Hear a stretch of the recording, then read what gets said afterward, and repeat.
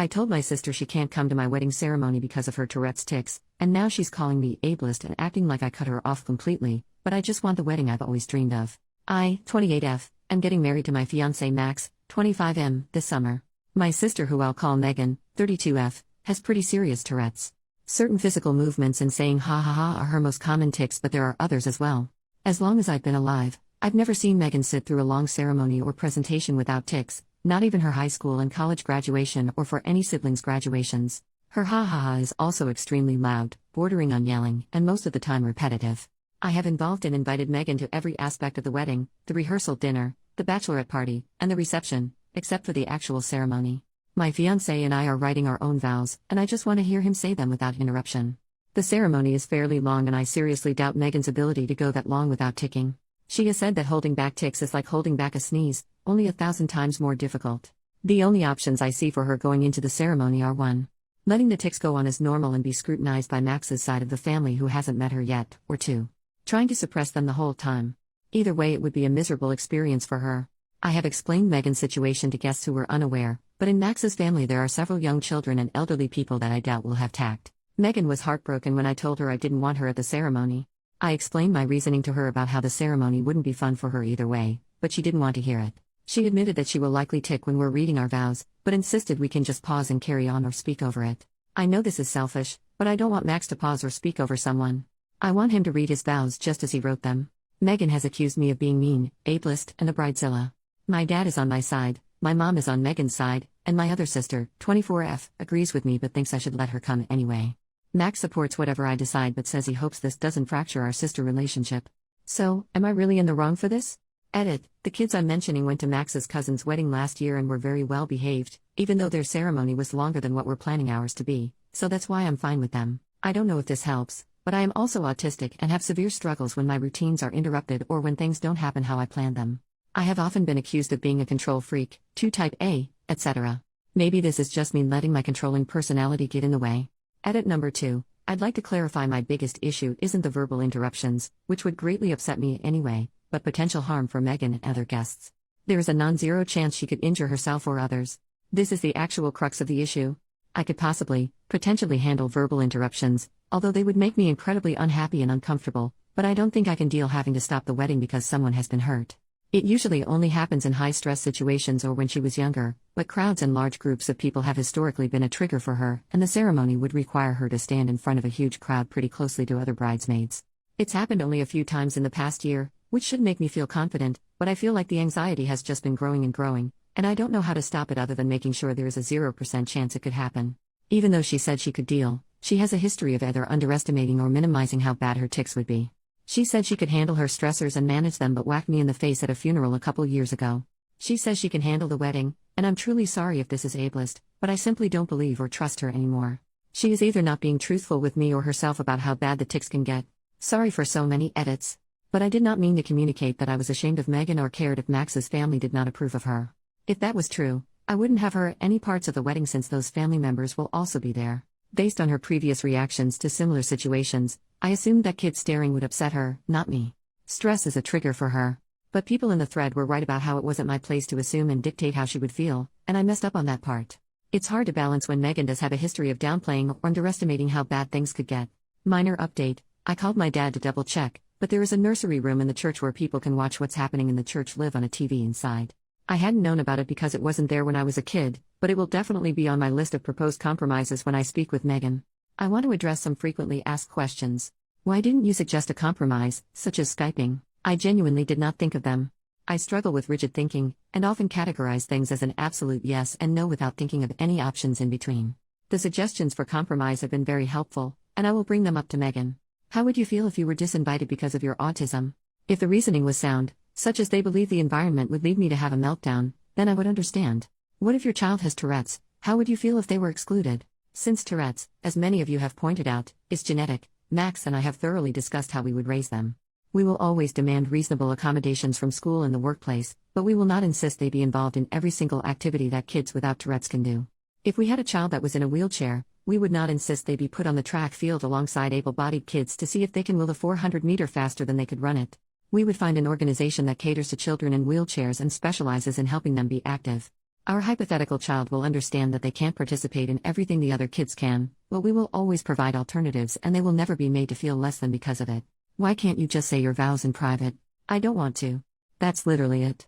I feel pretty justified in all my other plans regarding Megan, but this is simply a selfish desire rooted in nothing but Max and me's feelings. The thought of doing vows in private makes me unhappy, the thought of doing it in front of everyone makes me happy. You can call me the jerk for that if you wish. Why doesn't your family consider that her tics particularly distress you because of your own disability, autism? It has never been taken very seriously by my family because it pales in comparison to Megan. If one child is drowning and the other one is just barely treading water, you go to the drowning child first. Why are you marrying into Max's family if they will be ableist to Megan? They have never been ableist to Megan. When I say I worry about their behavior, I specifically mean younger children and elderly people who aren't mentally there being able to stop themselves from staring. Why do you care what Max's family thinks? I don't. I don't know how else to communicate that. It's not just that Max's family staring upsets me. The real issue is that when they stare, it upsets Megan, which stresses her out and increases the likelihood of her titching. That stress can trigger a violent tic, putting her at risk of harming herself or others. There is also selfish option 2, where it causes a verbal tic and the consequence is just me being upset. If the kids are well behaved at the other wedding you mentioned, why can't they be told by their parents on how to behave at this one? And now we come to the FAQ that renders the 2 previous ones completely irrelevant. You were right, I was wrong. I was catastrophizing. I don't care if that's not a word. Several people have pointed out that beyond their parents' ability to instruct them, they may have disabled people in their class or their lives they see often. I was projecting my own personal experiences because children rarely, if ever, don't stare at Megan when she is titching. However, I honestly realize that there's a big difference between a kid who has been prepared from conversations from their parents and know what to expect, versus kids who see some random lady yelling in the supermarket and their mom snaps at them to stop staring. In my mind, all kids were the same. I would also like to clarify that I'm upset about her verbal tics because they affect me. I'm sensitive to loud and unexpected noises, which is exactly what her tics are. Most of the time I push down my negative reactions, but if it was just us alone in the room I would still be distressed by her tics. What are her violent tics? The 3 main ones I know of are the elbow, stomping, and flailing her arm. Stomping and flailing her arm are just normal motor tics that people are sometimes caught in the crossfire of. With the elbow, she's explained she must elbow someone or something. Most of the time it's just the wall or whatever chair or couch she's sitting on, but sometimes it's a person. The elbow is also dangerous because it comes on very suddenly and is hard to hold back. The most recent elbow victim was the couch at my parents' house. The last human victim was my dad at Thanksgiving. No offense to him, but he has a decent layer of fat insulating him, so he was fine. Update: the next day, all 3 girls are moved out the house. Max and I have an apartment in a big city that will remain unnamed for privacy reasons, and my youngest sister, 24F, I will call her Mia, is in law school at a university that will also remain unnamed.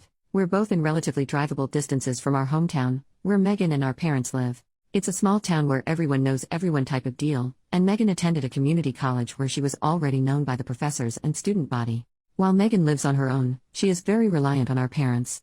She has never even attempted to get a driver's license because of the possibility a tic could cause her to swerve, reasonable in my opinion, so my mom drives her to and from work every day. This is not me looking down on Megan in any way for not attending a 4-year big name like Mia and I, or for needing extra help from our parents, because she does need it.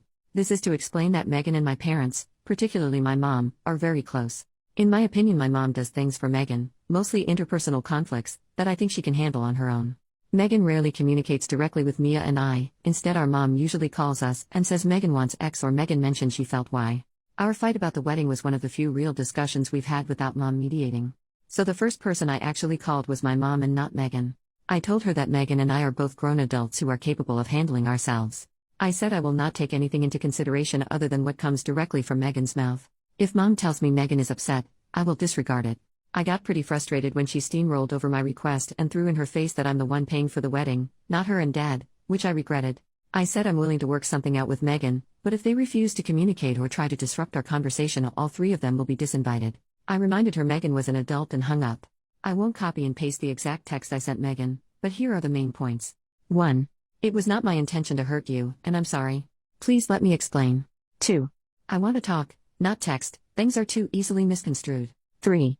Your verbal tics have never been a problem for me. I didn't mean to make you feel ashamed of them. I don't want you to feel like we can't talk. The wedding ceremony is a one-time thing I can explain if you call me. 4. Mom and dad are not present in the room when she calls me. I have already called mom and told her to stay out of my business. I want to talk to her alone, and breaking my trust on this will have serious consequences. 5. A list of 2-hour blocks in the next 3 days I'm available to have a conversation. And 6. I love you. She responded picking one of the times tomorrow and nothing more, but I'm hopeful we can work this out. Second update, one more day later, I called Megan this morning. I'll summarize our conversation, excluding any verbal tics. It's very, very, very long, and all names are fake for privacy reasons. I will refer to myself as Michelle. 1. I told Megan I was sorry I hurt her feelings. 2. Megan said it was especially mean because I know how sensitive she is about weddings and that they're a sore spot for her. 3. I'm bamboozled. I informed Megan that I was not aware that weddings were a particularly sensitive subject for her. 4. Context. Megan and I are at the age where pretty much everyone is getting married, more so for Megan because she lives in our small hometown. Plenty of women and one man she considers close friends did not invite her to their wedding at all. She works at a boutique and has even encountered friends shopping for jewelry for weddings she wasn't invited to, but I didn't know that last part. 5. Megan does not believe me. How can I not know how upsetting it is when she and my mom have repeatedly mentioned the exclusion to me every time it happens? 6. My answer, well, you never told me you didn't get invited and you were sad about it, you just told me you weren't getting invited. 7. Megan says it's pretty easy to figure out and thinks I'm being purposefully obtuse. I was supposed to pick it up from context clues, the fact that she even said it, her tone when she said it, how many times she mentioned it, and apparently, literally everyone else had. 8. Megan cries. I don't know what to do. I just wait until she stops. 9. I remind Megan that I struggle interpreting things like that. This line is from Max, who I consulted, but he was not in the room. I told her that just like she needs some accommodations for her Tourette's, I need accommodations for my autism, and she has to explain things to me, especially feelings-related things, because I need that extra help. Here's a brief interlude you can skip if you want. Megan, you need someone to explain crying to you? Me, this is the first time you've cried about it to me. Obviously I know what crying means, I'm not a complete dummy. Megan, I didn't say you were a complete dummy. Me, I felt like it was implied. Megan, you just told me how bad you are at understanding implications. Me, I can still guess. Megan, well your guess is wrong. I concede to her but repeat what I said about needing some things explained to me. You said we didn't need to do that anymore. Only because Aunt Marnie was such a BTCH about it. Context, when I was 15 my dad's sister came to live with us and help out. Around this time I verbally expressed my need for clear explanations and she was so annoying. Example, she'd stop at a red light and huff, and then turn to me in the back seat and say slowly, that means I'm annoyed, like I was a toddler or something. My parents and sisters attempted with good faith and told off my aunt when she was being condescending in front of them, but they never quite caught on to what explanations I needed or didn't need. I just got tired of correcting them and announced I was fine after about 6 weeks or so. Max is very good at explicitly stating his feelings because his mom is a therapist. The whole family is very communicative and verbalizes their emotions. I didn't know you were that upset about it. I realized Megan did not know for the same reason I didn't know weddings upset her. I never told her. Plus, her tics were about at their height when this was going on, and I absolutely don't blame her for not being observant, especially as I do not have typical tells of neurotypical people when they're upset. Now I explained to Megan my idea of the nursery room and live streaming it to her so she can see it. The next accusation from Megan, you're ashamed of me just like friends are. You think I'm embarrassing? I say no, if I was ashamed I wouldn't invite her to anything at all. I tell her I didn't want her at the ceremony specifically because the sudden loud noises really will distress me. Especially in a typical setup where the bridesmaids are behind me and I can't see them, so I won't even have a warning that it's coming. She says fine in a tone that I am able to pick up on, and I ask her if this is how she really feels, because if it's not fine she needs to tell me. I haven't even brought up the possibility of violence yet because that will make her even more upset. After a significant pause, she says no offense but she feels like I'm just saying this to hide that I'm ashamed of her, that her friends make lots of excuses like that too. I say no, but I understand why it looks that way because I have always downplayed my own issues when I'm with our family, something else Max coached me on / suggested to me.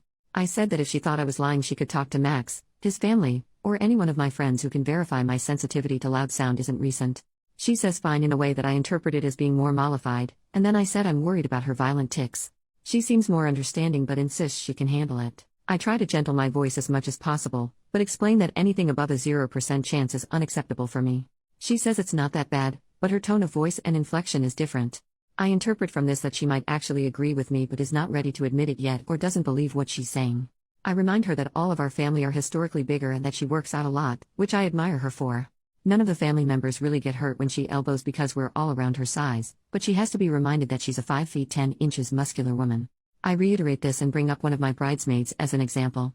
Direct quote, all of the other, our last names, would be fine but Mary is 5 feet 0 inches and 115 soaking wet. If you elbowed, she would go the heck down and I don't think she would get up. She laughs a little uncomfortably, but I'm not joking. I remind her of Nana's funeral where she said she would be fine and then ended up smacking me in the face. I said I know Tourette's can be unpredictable, but she's had 32 years to figure out her limits. I remind her that she has consistently misled me about how bad things will be. She swears this time it will actually be fine, that she knows herself better than I do, and it's condescending to assume that she's lying. She also reminds me Nana's funeral was years ago, saying she's improved, and I remind her that the last elbowing incident was months ago. I give up at this point. I'm so tired of her lying. She knows she's lying, I know she's lying, and she knows I know. I say fine. You can be in the ceremony if you say you can. But if you hurt someone during the ceremony, you will have to leave immediately. You will be disinvited from the reception. If they sue you, I will not help financially or help you find a lawyer. And I will cut you off completely and not speak to you anymore. You will not get to meet your nieces and nephews, ever. If you're truly willing to risk all that, then you must be truly confident, and I trust you. Otherwise, the nursery room is always open and you can watch on the TV. She doesn't answer me, but starts crying and says, how can I do this to her? This is the only way she'll ever be in a wedding in any way. No one else wants her but her own family should. It's not fair, and she just wants for one time in her life to be in a wedding. This is a lot of information to process for me, so I just kind of pick out one piece and blurt it out before I can process the rest as a whole. Why don't you think you'll get married? She says, are you delusional? Nobody would ever want to marry me. I know this is really insensitive, but I wasn't trying to be mean. It was just my first reaction, I didn't think over it. I just said flatly, Megan, you're being really stupid. This seems to shock her into silence. I continued, you're very smart, you're very pretty, you work out, and you're a good person. There are lots of people out there you haven't met yet that could be a great match, maybe even someone who has Tourette's too, so writing yourself off and preemptively giving up is incredibly dumb. She sighs and says, you don't get it. I say yes I do, that I never thought someone would understand me until I met Max. I tell her that she's stayed in our hometown her whole life, and there's a reason I didn't marry anyone from there. I did something off script, which surprised me, but I said I know she doesn't like big crowds, but she should come to city with me and Max, or just me. I said she should try and meet new people. She seemed taken aback and almost horrified by the thought, so I said something was probably offensive, sorry, and said, there's an 80% chance a homeless tweaker will be doing something way more disruptive than you at any given time. She got really quiet and didn't say anything, so I reiterated my points. I'm not ashamed of the tics in and of themselves, I'm worried about potential harm they could cause. The motor tics are self-explanatory, and the vocal tics will distress me and make me uncomfortable. If she wants to bet our entire relationship on her confidence that she won't motor tic and hurt someone, she can be my guest, but I'm done. She starts begging me. Why can't I get a bigger venue so the bridesmaids have more room, and place an inanimate object near in case she gets the elbowing tic? Or why did I pick so many bridesmaids when I knew she would be one and she would be crowded? Why can't I just say my vows in private? Why can't I just ignore her when she tics? Why? Finally, she said she felt like I didn't take her needs into consideration and planned the wedding without thinking about her at all. I snapped. I said, of course I didn't think of you, it's my freaking wedding. Mine. I have spent my entire life thinking of you and how things might affect you and what you need instead of what I do. I moved this far away so I could stop thinking about you. You got everything. You got mom and dad's attention, all the sympathy, all the money went towards your treatments. I didn't get to see a therapist, just drive you to and from your appointments. When I was 9, you slammed a car door on my hand because of your tics and broke my finger. Do you remember that? Mom and dad were more concerned about me reassuring you I didn't blame you than my broken bone. Everything is about you and your feelings. Oh, Megan is titching too much to pack her backpack, you get it, Michelle. I know she threw a vase at your head during a rage fit, but Michelle, imagine how bad she feels. Megan sitting alone at lunch again, be a good sister and abandon your friends to sit with her. And now I can't even have my own wedding without making it about you? Fuck off. Megan was silent and then hung up. Something else that was brought up in the comments that has now been resolved. Yes, Max has feelings about my family dynamic but always allowed me to dictate it, both because he knows I like control and because he doesn't have much experience with disabilities. 95% of things, we offer feedback to the other if we think they need it, seek advice, discuss, etc. But for my family, he never really said anything except a variation of I support your decision. He said he would like to have input, especially as they will soon be his family as well and, hopefully, interacting with our future children. I can get annoyed because his mom's a therapist and uses therapy speak pretty regularly and it's been passed on to both her kids. Secretly, I think he thinks he's sort of an honorary therapist because he was raised by one and got treated by another. Earlier in our relationship when I was accepting his advice for family matters, he would say things like you seem to have an avoidant attachment style, probably from being ignored by your parents in childhood. I told him in no uncertain terms I did not care to be psychoanalyzed and that was that. We talked a lot, but the gist of it is that he has had opinions on my family and struggles with his instinct to protect me and his desire to respect my decisions. From now on, I am going to listen to him and take his opinion into consideration when deciding about family matters. He promised to stop the therapy talk and says that was more him being 21 and trying to impress me with big words. I have noticed he doesn't really do it anymore. So after my call with Megan I walked into our shared bedroom, and he didn't even have time to ask how it went before I burst into tears. He held me for a while. I am fine with physical touch and affection, especially from him, as long as it's not unexpected. Eventually my phone started ringing again and I saw that it was Mom. I told Max that I didn't want to talk to her, but if I didn't pick up it would become a whole thing. He just silently held out his hand, and when I realized what he meant, I put my phone in it. The conversation wasn't on speaker and I didn't really care enough to try and listen to what she said, and for the most part I don't remember what he said after telling my mom I couldn't come to the phone, just the beginning. Well, Michelle's crying too. I think you should be just as concerned about that. And the end. Yeah, well, my parents have said they'd more than happy to walk her down the aisle, so you think on that. I told Max about these posts and he was a little confused but supportive, and thinks it's funny how I've picked out names starting with M for everyone. I have not had any more calls from my family, but Max called his mother, very nice lady, and put her on speaker, and she reiterated she'd be happy to walk me down the aisle with her husband. So that is that for now. I find the anonymity very freeing, as well as writing down what happened, so I will update you all as soon as there is on. Third update, 3 days later, an update and goodbye. Max and I have officially disinvited Megan and my parents from my wedding. I'm getting lots of support and love from his family. I've got all the advice I feel I've needed, so I'm going to delete this account as it has served its purpose. I'll leave this up for a little while before I do it so people who are invested can see it. Thanks for all the advice and help.